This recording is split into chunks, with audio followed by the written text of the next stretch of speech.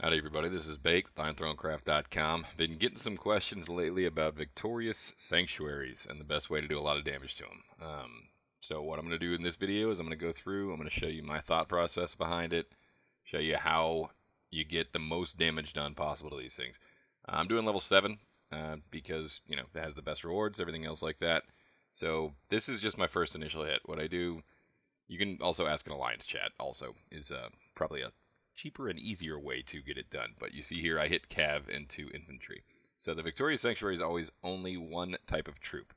It's important to know what type of troop, obviously. And then you also want to look at the buffs on it and see what the stats are. Because the stats on these things are what really matters. Also, bottom line, your tier 1, tier 2 damage and the HP debuff to tier 1 and tier 2 is what your most important stat is here.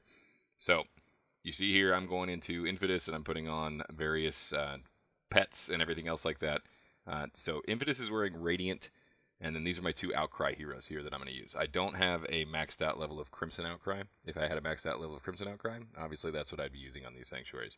9 times out of 10, quick answer, if you have maxed Crimson of the off type of gear against these things, that's what's going to do the most damage.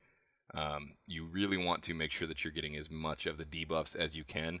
However, leverage and stat debuffs, obviously, but leverage and tier 1, tier 2 damage is what's going to get you these really high scores.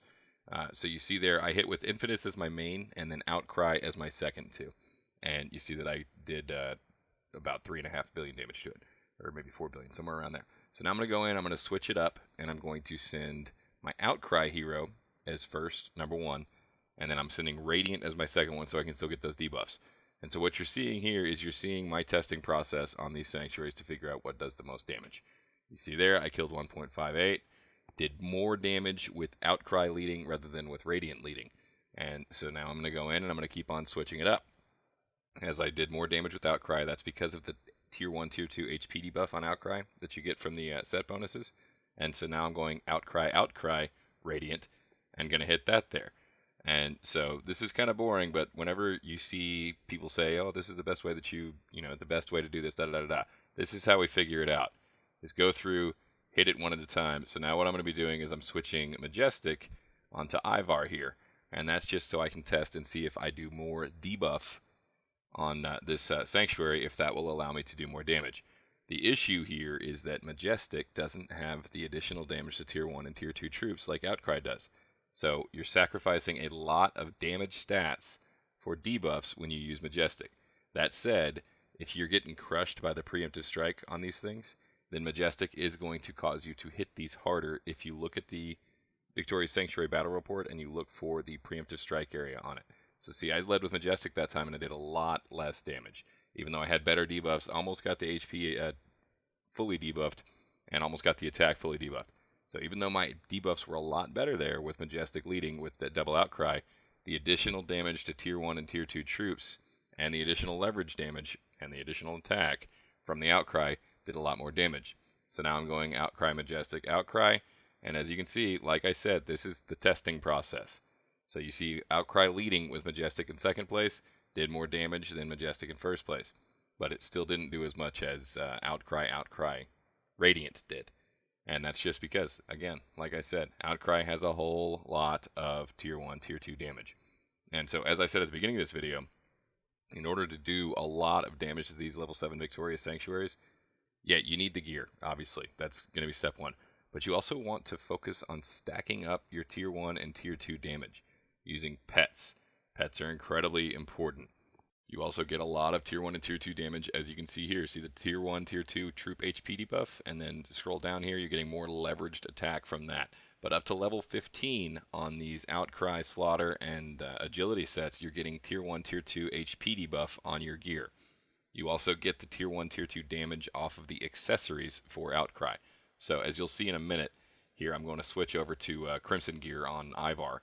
And even though my Crimson's not even, I don't even have a full level 15 set of Crimson Outcry gear, I do have a level 20 Crimson accessory, and that's going to increase a lot of damage to Victorious Sanctuary because it's got the debuffs baked into it, as well as the additional damage to tier 1, tier 2 troops. Now, one thing that people don't realize about Radiant gear also, if you look at the accessories on Radiant gear, which is why I keep on messing around with it and you see me moving these accessories all around and everything else like that, is that if you upgrade your accessory, you actually, a level 1 Radiant accessory has more Tier 1, Tier 2 damage than a level 20 of the other gear. So that, if you're min-maxing it entirely, you want to get higher level Radiant accessories, stick them on your other Outcry heroes or your Crimson heroes, and then you're going to do that. But as you can see here now, what I'm doing is I'm going through and I'm switching the pets around, switching the heroes around. You see now I'm running Crimson Outcry. I think it's level 10 to level 15, somewhere in there. And so this is going to be Outcry with Crimson Outcry as my third hero. Even though my Crimson is only level 10, I've got 2 level 20 Outcries in front of it. My level 10 Crimson Outcry did the most damage there. That's the biggest hit I've had. Still haven't even gotten all of the Tier 1 dead yet, though. So that's because of the leverage debuff on this Sanctuary, and that's because of the big HP on this Sanctuary. So what you're going to see here now is I'm going to take Infidus. Infidus has all my Radiant gear and everything else like that. And like I said, I'm going to pull that level 1 accessory off of Infidus. I'm just going to take it off of him because it has that additional Tier 1, Tier 2 damage.